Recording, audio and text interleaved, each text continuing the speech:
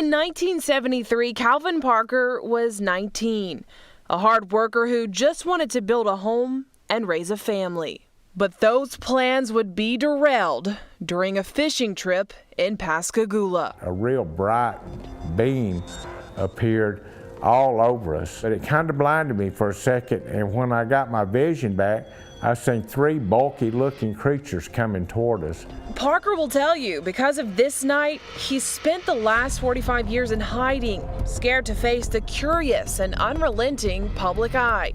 We'd get up and go to work in the morning, nobody would never know, and they won't make us out to be idiots. But after suffering a stroke and having 2 open heart surgeries, in a rare interview, Parker is recounting to me the night that changed his life. And we pulled up and I noticed there was postage signs there. And I said, Charlie, you know, maybe we don't need to go fishing here. He said, no, that's fine. And that's when I noticed some blue hazy lights reflecting coming across from my back, out across the water. So I stood up thinking that I was going to go to jail for trespassing. Just north of where Ingalls Shipyard now sits, Parker and his fishing buddy, 42-year-old Charles Hickson, would do anything but fish that night. I seen 3 bulky looking creatures coming toward us, and they was probably 4.5, 5 foot tall. They built like football players, but I noticed they kind of moved mechanical wise and they was floating off the ground. By the time we stood up and turned around, they was there on us all at one time. So 2 of them got a hold of Charlie, 1 of them got a hold of myself, and instantly I felt like that I just got relaxed. Parker claims he and Hickson were levitated into the spacecraft. There was an examination room, what I call it, and the old big ugly creature that brought me in, he took me and laid me on an examination table, and he just backed up out of the way. I couldn't move or anything. All I could do was look, and there was something about the size of a deck of cards that came out of the ceiling, and it hovered about a foot in front of my eyes, and then it went to the right side of my head and it clicked, went behind my head and it clicked, went to the left side of my head and clicked, and then straight to the front, and then it shot back up in the ceiling. And that's when I noticed some kind of little ruffling noise, and this more feminine looking creature came out. She looked completely different than the what I call the robot, because he moved like a robot, just mechanical wise. She looked kind of feminine looking and had fingers, regular fingers and all, come over and pinched me on side the cheek. And then she took her finger and run down my throat and got behind that little thing that hangs down back there and tried to come up in my nasal cavity. And that was when it started hurting and I started choking and I got scared. And she just kind of telepathically told me, you know, don't be afraid, we're not going to hurt you. And with those words, Parker says the aliens dropped he and Hickson back off on the bank. Frozen in fear, Parker didn't want to let anyone know what happened. Hickson, however, said they had to tell somebody, so they called the Jackson County Sheriff's Office. And I said, could I help you? He said, yeah, I've had something happen, but said, you gonna laugh if I tell you what it is. I said, look, fella, go ahead and tell me, I'm busy. What happened? He said, I got picked up by a UFO. I laughed. He said, I told you he was gonna laugh.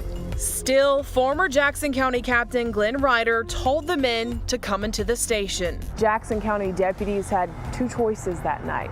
They could choose to believe Parker and Hickson had really been taken from the banks of the Pascagoula River like they said, or they could figure out if they were lying.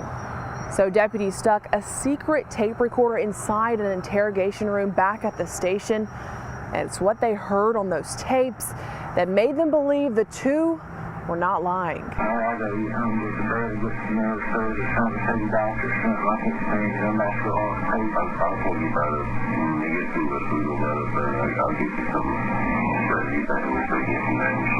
And they were upset. I figured they'd say, well, look, we got these guys food, but it wasn't that. They were still.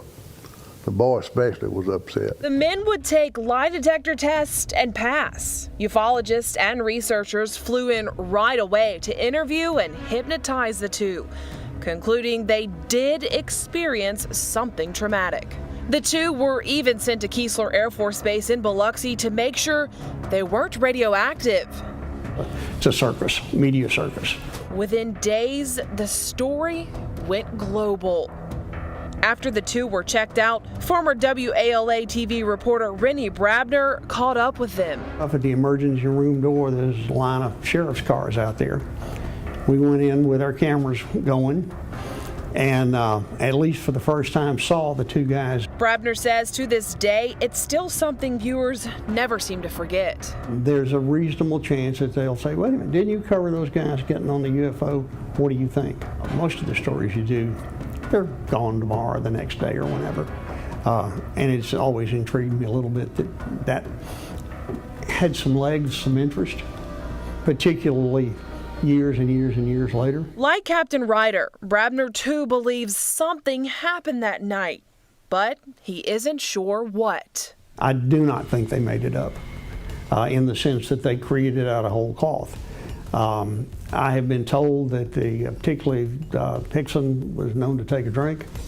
Was it at the bottom of a bottle of John Barleycorn? I don't know. Charles Hickson wrote a book on his encounter and spoke numerous times about it. He passed away in 2011. Parker says he's a religious man and believes there's an explanation why he went through what he did. For now, he still ponders why it happened to him. You can't really pin everything down. You don't really know. And that's the point I'm holding now. I don't know what happened. I know something happened. Definitely something to think about. Parker says the city of Pascagoula now plans to place a marker on the banks of the river this summer. We mentioned that this interview is rare since Parker spent most of his life hiding from the spotlight. Well, he says after a year of promoting his new book and speaking, he'll retreat from the spotlight once again. He plans to buy a houseboat and live on it with his wife. Now, if you want to know more about his book, The Closest Encounter, just head to our website, fox10tv.com.